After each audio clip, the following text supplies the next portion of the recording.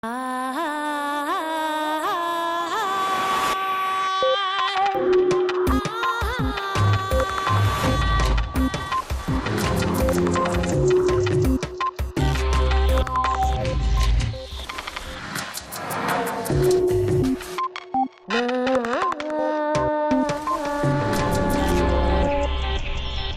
manera en que nos sentimos depende en gran medida de cómo anticipamos que nos sentiremos. Irving Kirsch.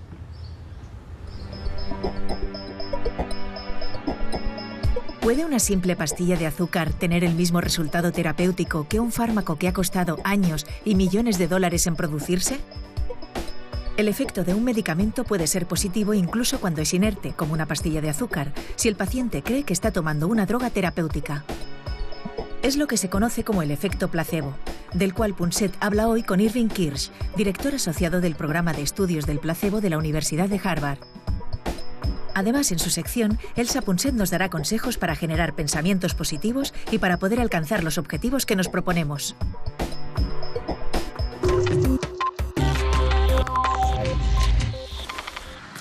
A mí me ha pasado con este programa lo mismo que les va a pasar a ustedes, a toda mi audiencia. Empiezas viéndolo desde fuera, te interesa el tema de exactamente el efecto placebo, te interesa porque no crees en él y resulta que poco a poco te enamoras del tema porque detrás está la mente y detrás de la mente están las sugestiones, están las convicciones remachando, triturando la realidad tal y como la vemos, ¿no? Profesor Kirsch, Irving, me encantaría charlar un poco sobre todo esto. Empecemos con lo que denominas la teoría de la expectativa de respuesta. Es decir, afirmas o sugieres que lo que esperan las personas es lo que cuenta en realidad. En gran parte es así. No del todo, porque lo que sucede en el mundo, lo que hay allí fuera, lo que ocurre dentro del organismo, todo eso también cuenta. Sin embargo, nuestra manera de ver las cosas, lo que vemos al mirarlas, y sobre todo la manera en la que nos sentimos, depende en gran parte de lo que pensamos que sentiremos, de lo que anticipamos, de lo que esperamos, de lo que creemos. Si anticipas que un chiste será divertido antes de que te lo cuenten, y tenemos pruebas científicas que lo corroboran, te reirás más y pensarás que es más gracioso que si piensas, seguro que no tendrá ninguna gracia. Volvamos a la teoría de la expectativa de respuesta. Recuerdo que lo mencionas en alguna parte, que las personas que han sufrido muchísimo durante la guerra, los heridos de guerra, por ejemplo, están menos dispuestos que los demás a creer en el efecto de los analgésicos, por ejemplo. Piensan que no los necesitan. En cambio, si se les dice a los que nunca han estado en la guerra que no se les administrará analgésicos, se preocupan. Tiene mucho que ver con la vida emocional de la persona, este sentimiento. Veamos. Que un medicamento funcione no solamente depende del principio activo, también depende de si el paciente cree que funcionará o no. Hay muchísimos factores distintos que pueden aumentar o disminuir las expectativas de eficacia del medicamento. El pasado, la situación, las experiencias que uno ha tenido. Sabemos, por ejemplo, que la morfina mitiga el dolor. Sin embargo, si el paciente no sabe que le están dando morfina, si se le administran por vía intravenosa sin decirle, ahora vamos a darte morfina, no resulta tan eficaz. Pierde la mitad de su eficacia. ¿Y esto qué significa? Pues que la mitad de la eficacia de la morfina como analgésico se debe a su composición química, pero la otra mitad tiene que ver con el cerebro, con la mente. Increíble, ¿no?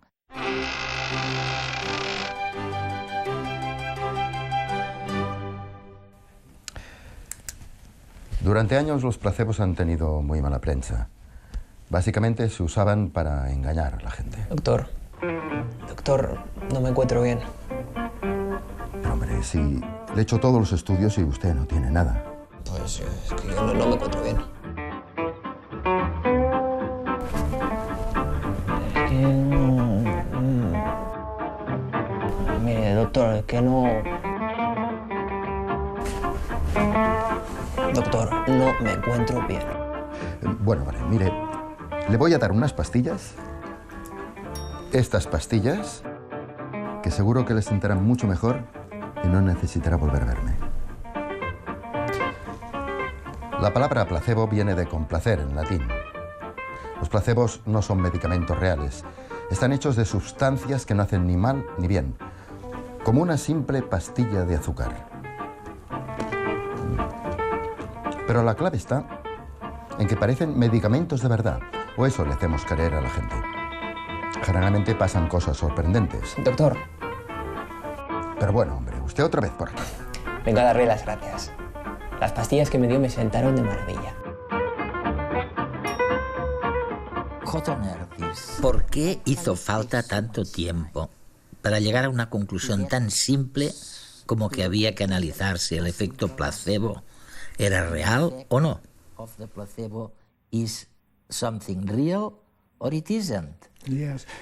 Pues bien, durante muchos años a nadie se le pasaba siquiera por la cabeza que pudiera haber un efecto placebo real. Se pensaba que el placebo era algo que se administraba al paciente simplemente para complacerlo, sin que surtiera ningún efecto verdadero sobre la enfermedad.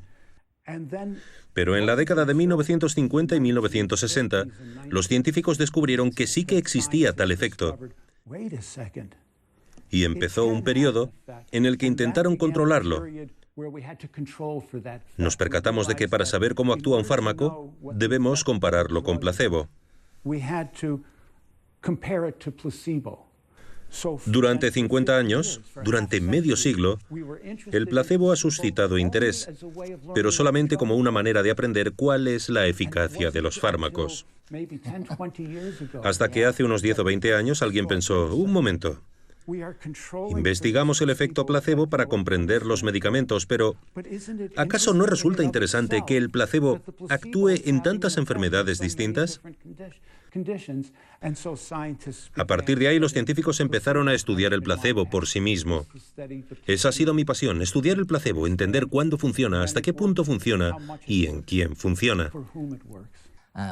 ¿Por qué? ¿Por qué cuando tenemos un médico que se muestra especialmente atento y comprensivo con nuestro dolor, nos sentimos mejor y nos curamos antes?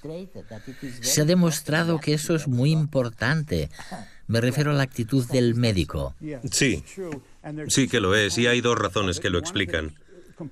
La primera ya la hemos mencionado y tiene que ver con las convicciones y las expectativas. Si el médico parece confiado, nosotros también confiaremos en que algo cambiará. Además, hay otra razón que parece estar relacionada con la relación terapéutica.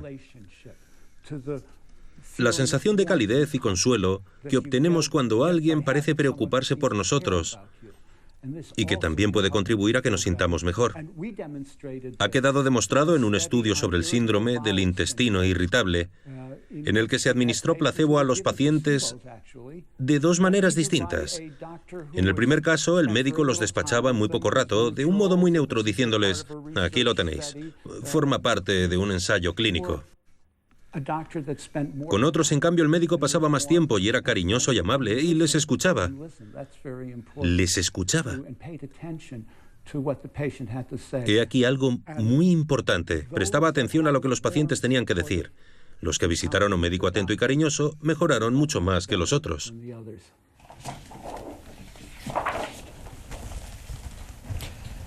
Los placebos hacen que la gente se sienta mejor.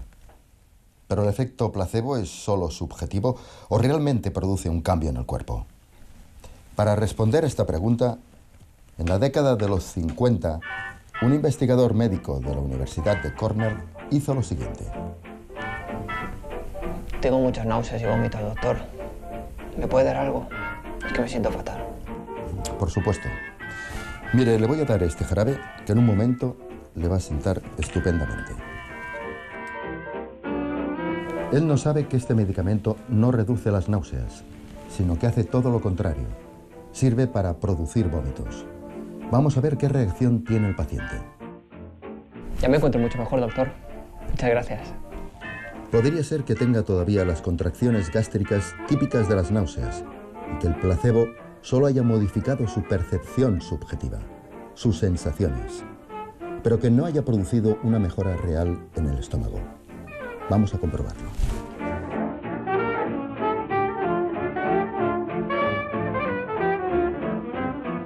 Efectivamente, el placebo ha mejorado la actividad gástrica del paciente. El placebo no solo modifica las percepciones subjetivas del paciente, sino que también produce un cambio fisiológico semejante a la de un medicamento. Es fantástico, pero, ¿sabes? Sigo preguntándome cómo puede ser cierto. Es decir, ¿estamos descubriendo los procesos químicos que lo justifican? Sí, cada vez más. Es un proceso lento, pero vamos aprendiendo. Ahora sabemos mucho más que hace 10 años, aunque sigue habiendo mucho por aprender. Intentamos descubrir qué sucede en el cerebro de alguien que recibe un placebo. Para ello, llevamos a cabo estudios de neuroimagen con resonancia magnética funcional. Se provoca algún tipo de dolor en los pacientes y se observa lo que sucede en el cerebro. Y a continuación se les administra un placebo para examinar cómo cambian las activaciones de las distintas regiones cerebrales. Gracias a estudios de este tipo, poco a poco estamos aprendiendo dónde se ubican las expectativas en el cerebro y cómo modifican la experiencia de lo que sucederá a continuación.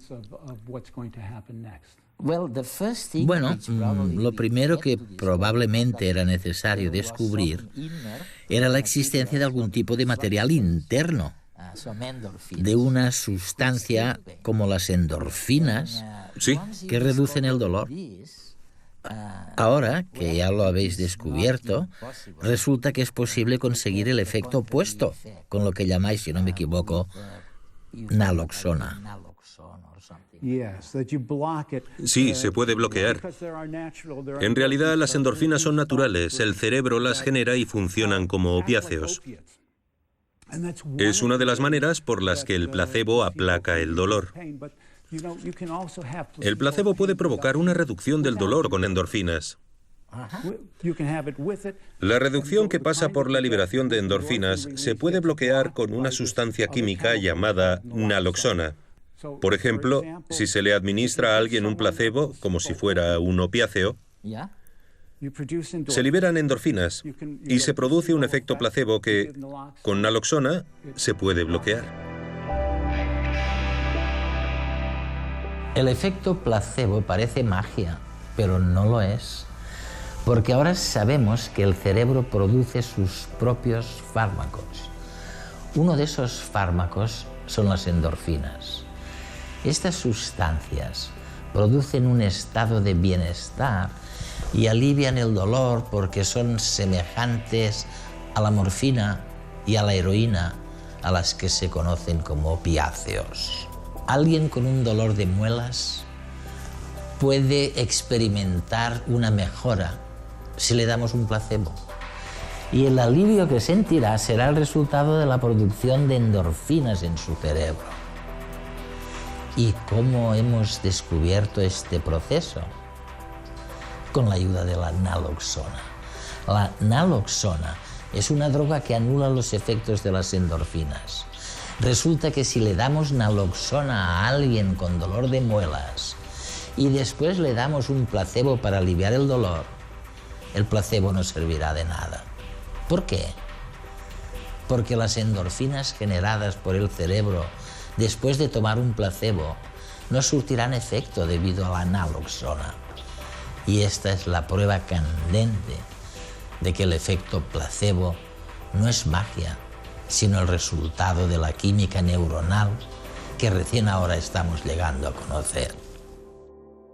Sabes, hemos defendido en nuestro programa que la generalización de la asistencia sanitaria, el hecho de ofrecerle a todo el mundo la posibilidad de obtener asistencia, en cierto modo, ha dificultado mucho el funcionamiento habitual de las distintas prestaciones médicas. Ahora sabemos, aunque todavía no sepamos cómo lograrlo, que la prevención será el próximo paso en la medicina. ¿Qué opinas del tema del placebo y de las políticas preventivas? El placebo, por supuesto, tiene mucho que ver con cómo pensamos sobre el futuro, con qué creemos que sucederá. Se pueden albergar creencias optimistas o pesimistas. Se puede pensar que todo saldrá bien o que todo saldrá terriblemente mal. Hay una teoría sobre la depresión elaborada por el psicólogo Martin Seligman que denominamos indefensión aprendida. Sí. La teoría de la indefensión aprendida postula que se puede aprender a ser pesimista sobre el futuro. Las expectativas de resultados negativos hacen que nos sintamos tristes.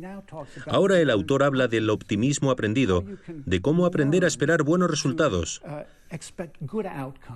de cómo esto nos ayuda no solamente a recuperarnos, sino también a evitar nuevos episodios de depresión. Forma parte de lo que se ha llamado terapia cognitivo-conductual. Una terapia cognitiva, un tipo de psicoterapia que a menudo se utiliza para tratar la depresión. Es muy breve, solamente dura de 15 a 20 semanas. Y una de las cosas que hemos aprendido es que basta con una breve tanda de terapia cognitiva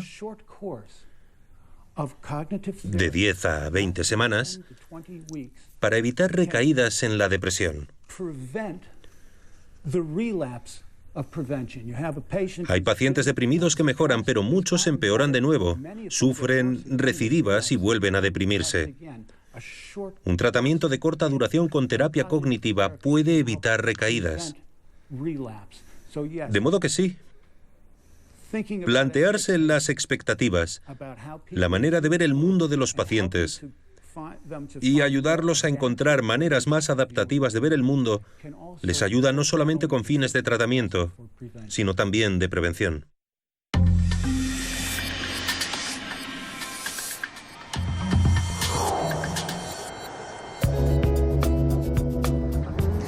Sabemos que cómo experimentamos las cosas depende en buena medida de lo que esperamos de ellas. Por ejemplo, si un paciente no sabe que le están dando morfina, el medicamento es mucho menos eficaz.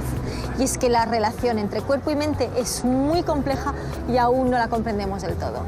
Lo que sí sabemos es que nuestras expectativas, es decir, lo que esperamos de la vida, pueden influir notablemente en cómo percibimos la realidad. Y vamos a verlo con un ejemplo práctico.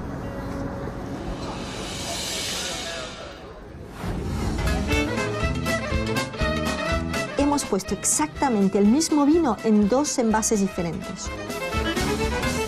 Uno parece caro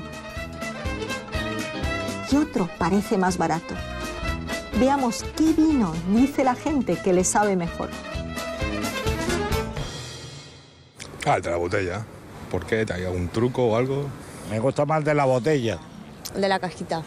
Encuentro como que el de la botella sentía que me raspaba un poco más. Me gusta más el de botella. Quizá el efecto también óptico de la botella igual también hace que uno se decante, ¿no? Es lo mismo. Tus pensamientos te ayudan a interpretar y navegar por la vida. Y no solo cuando se trata de una botella de vino, sino también en cosas más importantes, como llevarnos bien con el jefe, cuidar de un padre o de una madre enfermos, o simplemente enfrentarnos al estrés de la vida diaria. Tus pensamientos son muy potentes porque determinan cómo te enfrentas a lo que te rodea. A veces estos pensamientos son negativos, cuando dices no puedo, no sé, no me atrevo, y no te ayudan a conseguir tus metas. Entonces, ¿cómo cambiar los pensamientos negativos? La técnica que llamamos visualización es una práctica deliberada para intentar influir sobre el mundo externo, cambiando nuestros pensamientos y expectativas.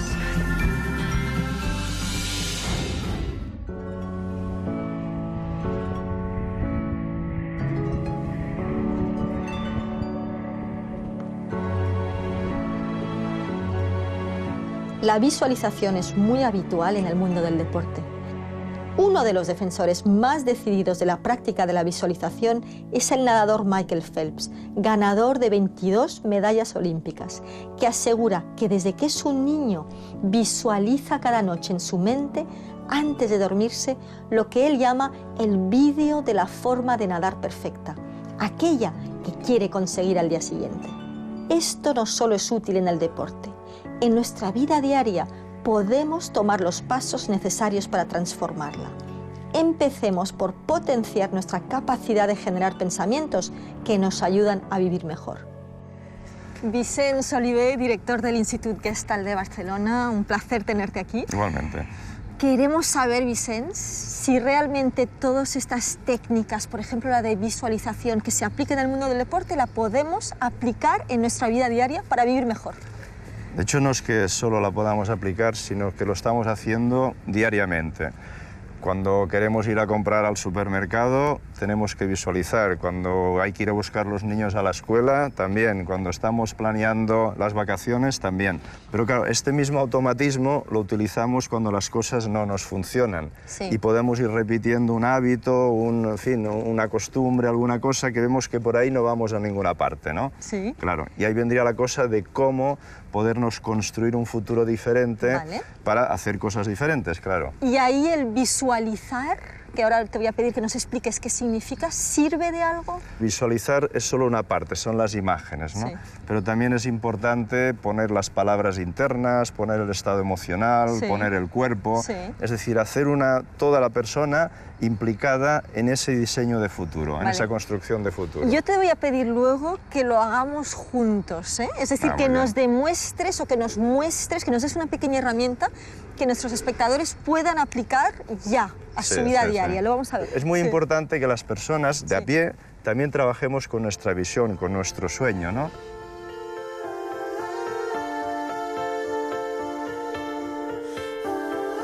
Esto es una técnica que va más allá de la visualización. Ya verás por qué. Porque de alguna manera trabajamos con los 5 sentidos. Vas a tomarme de... Te voy a de tomar de prueba. conejito de Indias. Venga, vamos allá. Entonces, cierra los ojos Sí. e imagínate qué te gustaría conseguir en un futuro. Cambiar, que ahora no tengas, que sea diferente en un futuro. Lo tengo clarísimo. Lo tienes clarísimo. ¿Puedes decir Sí. qué es? Me gustaría tener una casa grande donde quepan montones de amigos. Una casa llena de amigos. Vamos a hacer lo siguiente. Entonces, cierra los ojos Sí. y mira hacia adelante. Sí. Mira hacia ¿Con los adelante. ojos cerrados, Vicenç? Sí, sí, sí, sí. Sería, Muy bien. imagínate, estamos Sí, creando un futuro. el futuro. Creamos un futuro. Sí. Sería como así, más o menos intuitivamente, Sí. si esto fuera una línea del tiempo hacia adelante, Sí. ¿dónde más o menos ubicarías ya este sueño realizado? Muy cerca. Ahora puedes abrir los ojos. Muy Venga. cerca. Lo ¿Dónde? ubico muy cerca. Muy bien, Pues como yo te diría, como por aquí. perfecto. Entonces, imaginemos que estamos en el futuro Sí, ahora. sí. Vuelve a cerrar los ojos. Sí. Y ahora ya, imagínate que estás en esa casa, Sí. todo lo bonita que tú quieras. Sí. Cuando estés ahí en la casa con los amigos, ¿qué escucharás? El ruido de los pájaros. Ruido de pájaros. Hay un jardín. Sí, Muchos niños entrando y saliendo. muchos niños. Y muchas risas. Muchas risas, muy bien. Por tanto, tenemos cosas que verás, cosas que escucharás y también muy importante, ¿qué sentirás? Déjate sentir eso. Mucha relajación, mucho bienestar. Eso es. Un ocio activo. Bueno, entonces ahora un poco de silencio y déjate evocar esa relajación, ese ocio activo, como déjatelo sentir corporalmente.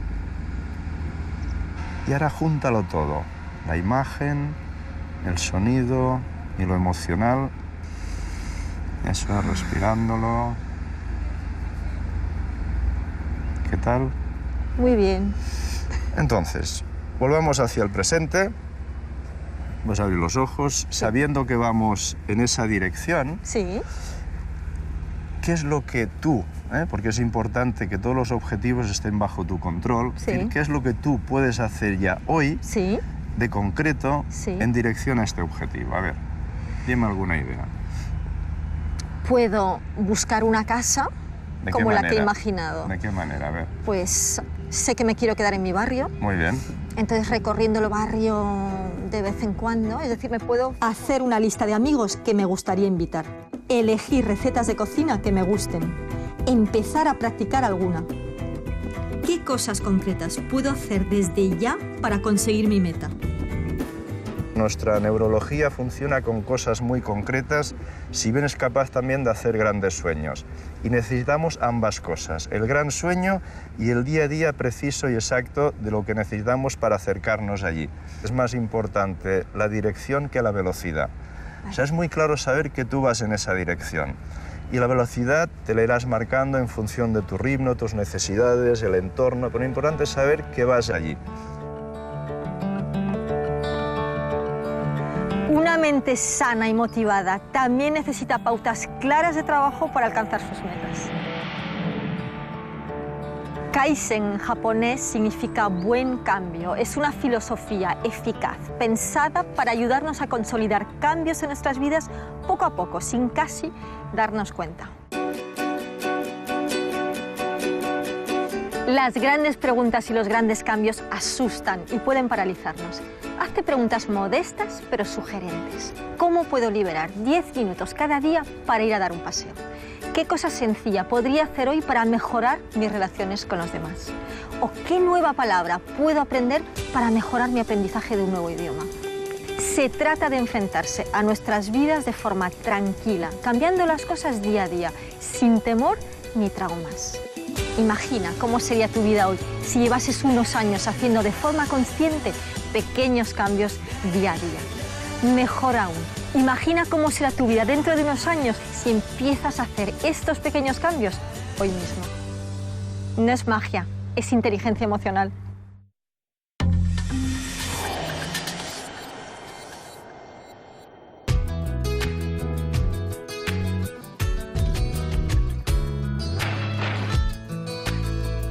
Mi pregunta es, ¿por qué la Tierra es redonda?